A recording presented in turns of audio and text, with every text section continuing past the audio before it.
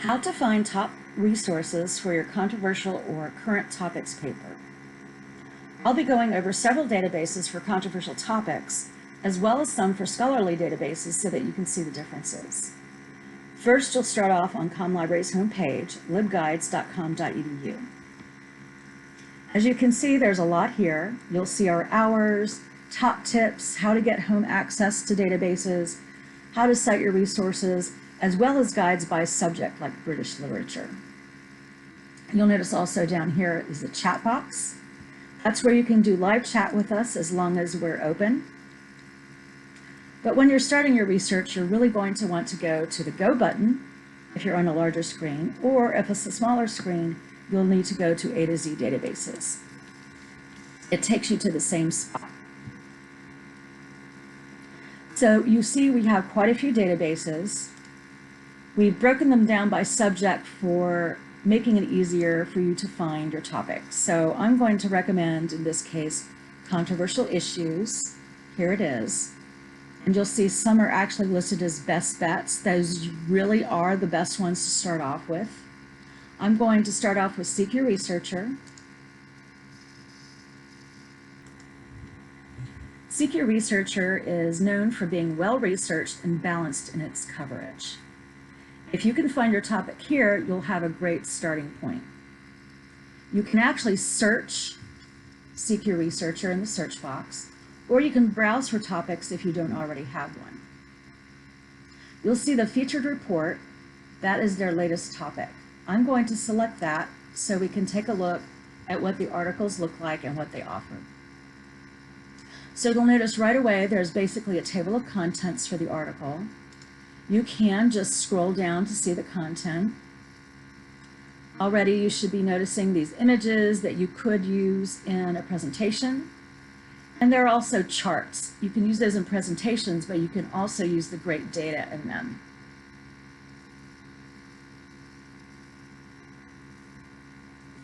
One reason why Seek Your Researcher is such a great place to start is that it can give you a really good understanding of what's involved with the topic.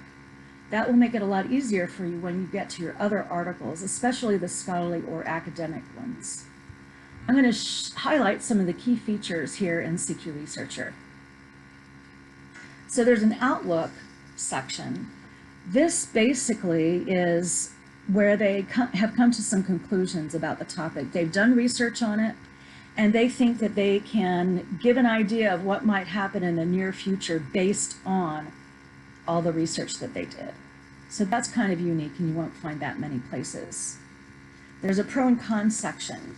This section is very useful because it's hard to find pro and con articles. If you are ever told to find one, you'll know that Seek Your Researcher has a section that's pro and con. Now you'll notice that the question here is, should the U.S. withdraw from the World Health Organization? So they actually took something more specific from the general topic and it created a pro and con section for it. So they've taken two people who are experts and they have totally different arguments for or against the topic. This gives you a couple advantages. First, it helps you recognize other articles that may be biased. If you find an article that sounds exactly like this one, they probably aren't going to say that they are in favor of withdrawing from the World Health Organization right up front. They're probably going to convince you with arguments that they make about it, and you probably won't see any of the points in the con article. So that will let you know that that article is biased. Just so you know, biased articles can have factual information in it, just like these do. And then this can also help you learn how to make an argument for or against a topic. Another important section is the bibliography. Since one of your jobs as college students is to evaluate the sources that you use, you need to learn the tools that help you do this. One of the things that can help you is if there is a bibliography. It might not be called that, it might be called references or sources, but what you want to see is a list of things that they looked at to write the article. So in this case, you can see that they looked at some books, they looked at articles, and they looked at reports and studies. So if there's nothing listed, that's not a great sign for you. It's probably not the best source for you to use. If they do list sources, that's one good plus sign for it. You'll also want to get a count of the sources. How many did they use? Is it just one or two? That's better than none, but maybe it's not up to college level yet. So look at how many, look at if they're cited, and then look at exactly what kind of sources they used. In this case, they're telling you they used books, articles, reports, and studies. So what are the differences between those? Well, of course, a book is generally longer. It takes longer to get published. You can have more in-depth information. An article, on the other hand, usually doesn't take as long to get published or have as much in-depth information. So a book might not be as current as an article, but it would have more in-depth information. So you can see they both have their advantages. And just so you know, reports and studies are sort of in between books and articles regarding length and how quickly it can be published. Another thing that you're going to want to know about are the article tools. In almost every database that we have, when you're looking at the article page, you'll see in the upper right-hand corner article tools. That's where you can print, email, or save your articles. You can view it as a PDF in this case. Most important, though, is where you get your citation. In this database, you click on Cite Now. You'll notice that it defaulted to APA. You'll want to change it to MLA, and then you can grab your citation for your paper.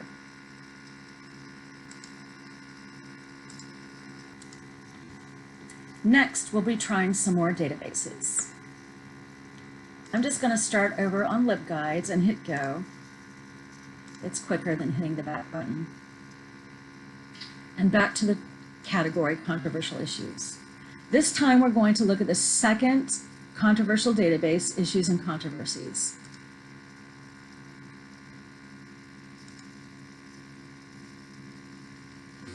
Here it is, and you can see that, like CQ Researcher, it has a variety of topics up front, more topics below. So you can do a search right here in the search box, just like CQ Researcher. If you do not have any ideas for your paper, which happens sometimes, this is another place you can go. You can see all 60 issues, and maybe you'll see something that you're interested in doing a paper on. So I'm just going to take you to one of the most current topics, coronavirus, and do what we did in CQ Researcher.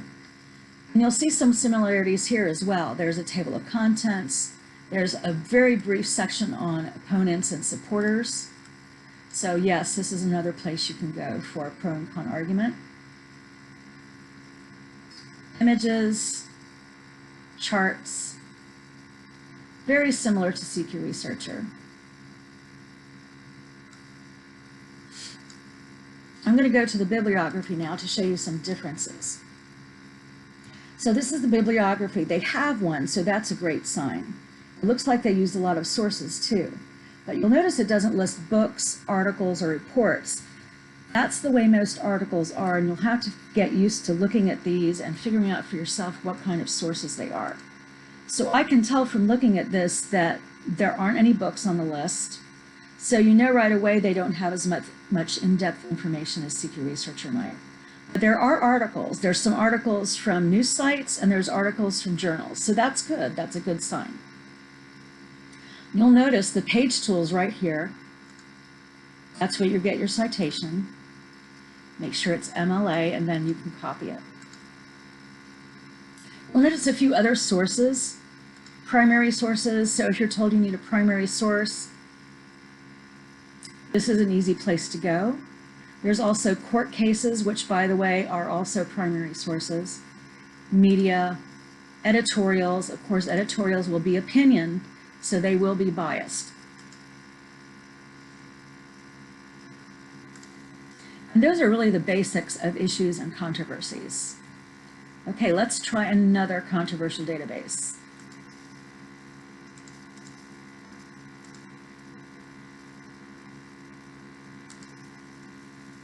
The last controversial database that we're going to go to is Galen Context Opposing Viewpoints.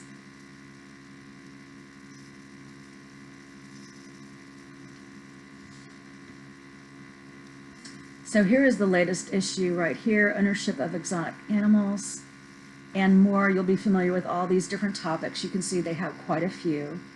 So again, you can do a search for your topic up here, or if you're still trying to get ideas, you can browse through the topics below. I will just click on the most current topic like I have for the other databases, and we can see here is the overview. You can read more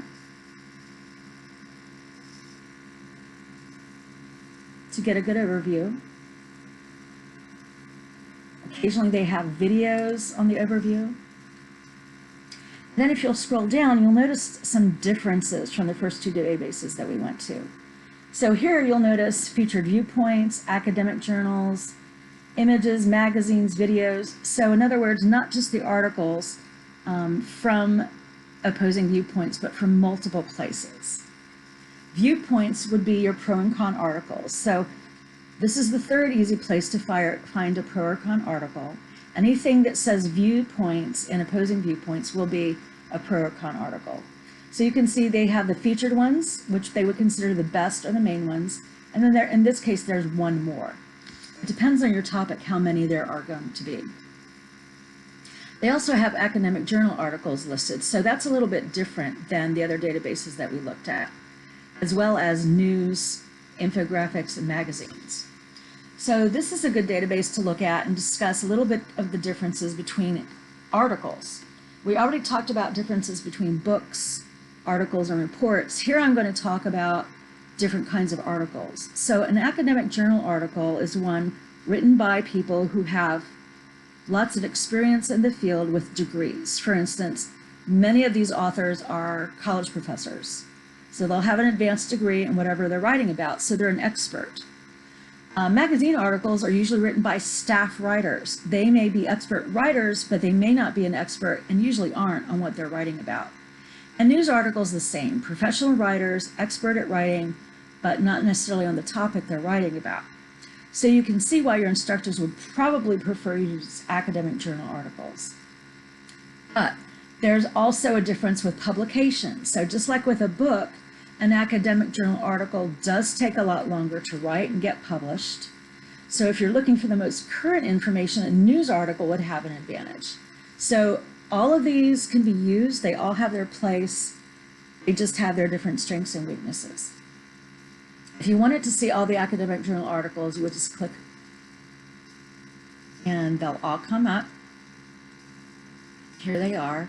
And you can see that all you have to do is click on the article title to get the article.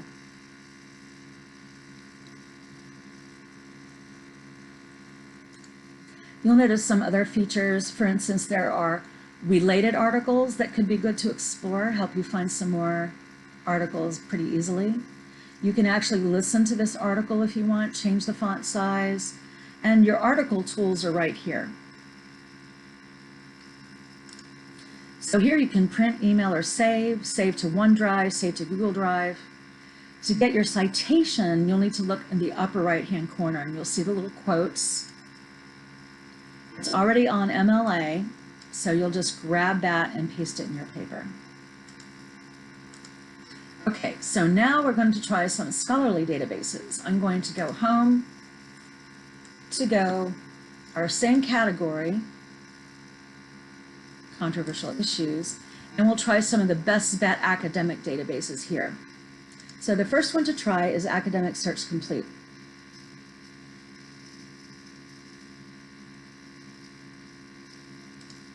At this point, when you're getting to a scholarly database, you'll need to know your topic already,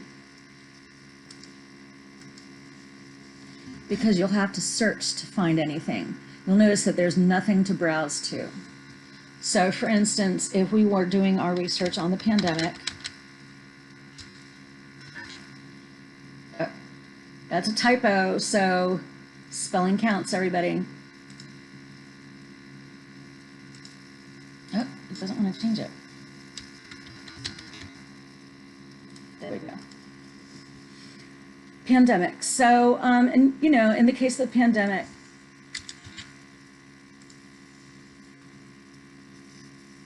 there we go. In case of the pandemic, there are other terms you could use, and of course, I'm sure you can all think of them. COVID, coronavirus, those could all be used for this search. They're not synonyms, but they could all be used for this search. There's other topics that are sort of like that, like capital punishment and death penalty. So the point is, you might use one term and think it's perfect, but if you don't get much, try to think of another term that's very similar or could describe what you're thinking about, and you may get more results. So now there's a long list. You can see there's over 75,000 articles. Now, there have been other pandemics, and I didn't limit to the current conditions that we're experiencing right now. But if you wanted to, you could scroll down to the side. This is where you can limit, because you're almost always going to have too many results in these scholarly databases, and you'll want to limit. So I already see several good ways to narrow down. I see COVID-19 pandemic and COVID-19. I'm really not sure what the difference between those two would be. I might select them both. And you can see there's quite a few. I can go ahead and select the other one as well. That actually narrows it down a little bit more. You can see other great ways to narrow it down, actually. Social distancing. What if that's what you want to write your article about? You can just use that tool to help eliminate all the articles that aren't going to be relevant for you. There are other great tools on this page. One of them is references available.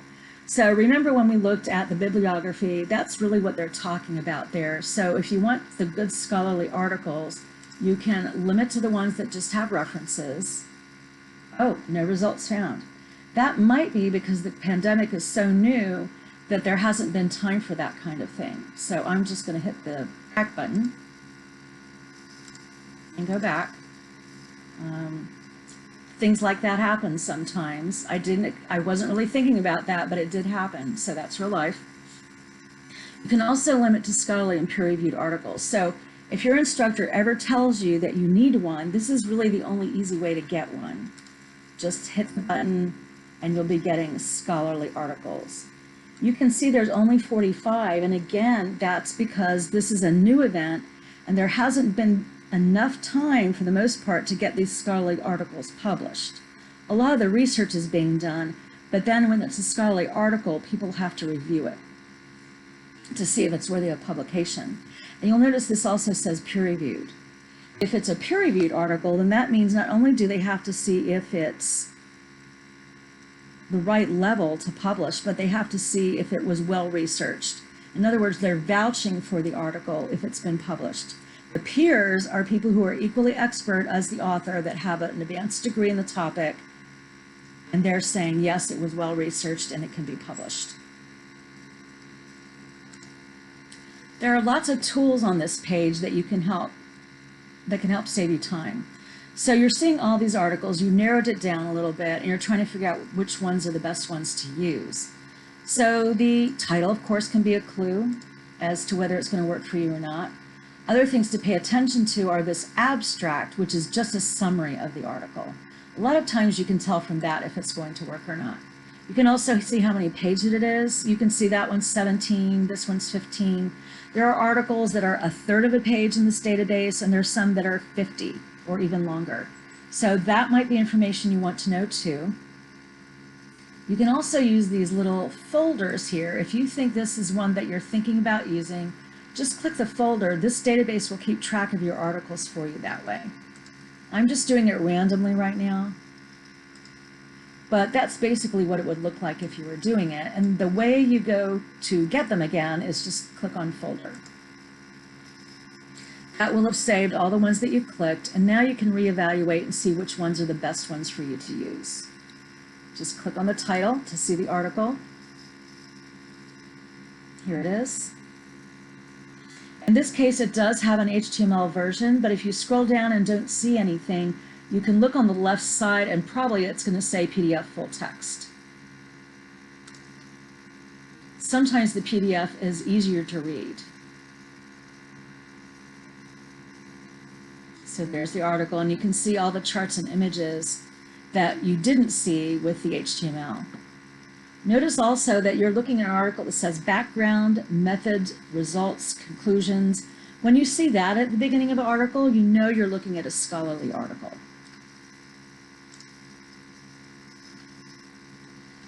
Okay, now remember we said the tools for the page are on the right-hand side of the article, and that's the case here with EBSCO 2, so you can print, email, or save.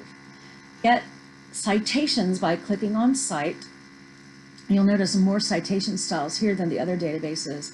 You'll want to make sure to scroll down to MLA so you get the right citation.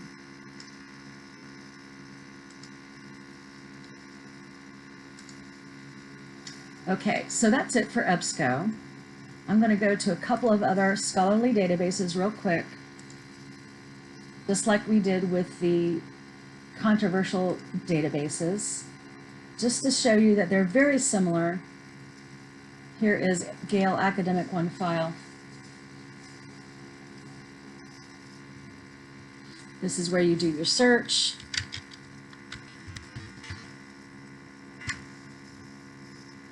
You can see the results. There's over 39,000 academic journal articles, and you can see different kinds of articles and resources up at the top, depending on what you want. You can see it's already limited to full text documents. Just like EBSCO, you can limit to peer-reviewed documents. Here is where you'll limit with your subjects or even document type. You really need to experiment with the ways to limit, because all this stuff will help you save time. But I just want you to be familiar with all these different resources. Here is the article. Here's your citation option. Alrighty, so that one was quick. Let's go to the last one that I'm going to give you a brief overview of, and that's Research Library.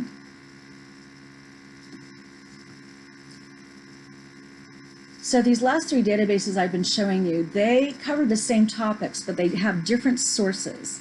You'll notice some of the same sources in all of them, but you'll notice different ones too, so they are all worth looking at. Pandemic. You'll notice full text is already selected.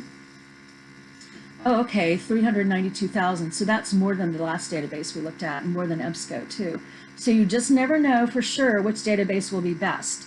The last three that we looked at cover multiple topics, so they're potentially good for any topic that you cover.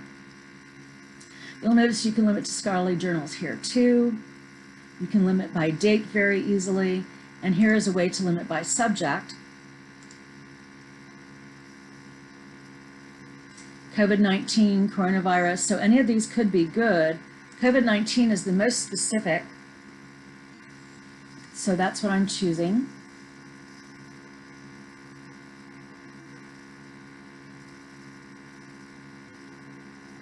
And you'll notice an option to get help from COM librarians. That is in the other databases that we looked at that were scholarly as well. Yeah, so you just click on a title. This is actually from a blog. But you can see that you can get related subjects here. You can search ProQuest from here. If you don't want to go back to the home page, you can just do it from an article you're looking at. And then you'll notice the page tools up here. So print, email, or save, and then of course citation, the most important one. Change APA to MLA. And there's your citation. So really, you see the three controversial databases are very similar to each other, and so are the three scholarly databases. You just have to get used to the differences, learn the techniques, get familiar with them, and before you know it, researching is going to be super easy for you. If you do ever have any trouble, contact a library and we will help you with it. We're experts at it, we like helping students, and we want to know if you're having any trouble. I'm going back to the home page now. I just want to show you that if you do run into trouble and it's 2 in the morning and we're not open, we have how-to guides on how to use these databases. So for instance, you'll see how to use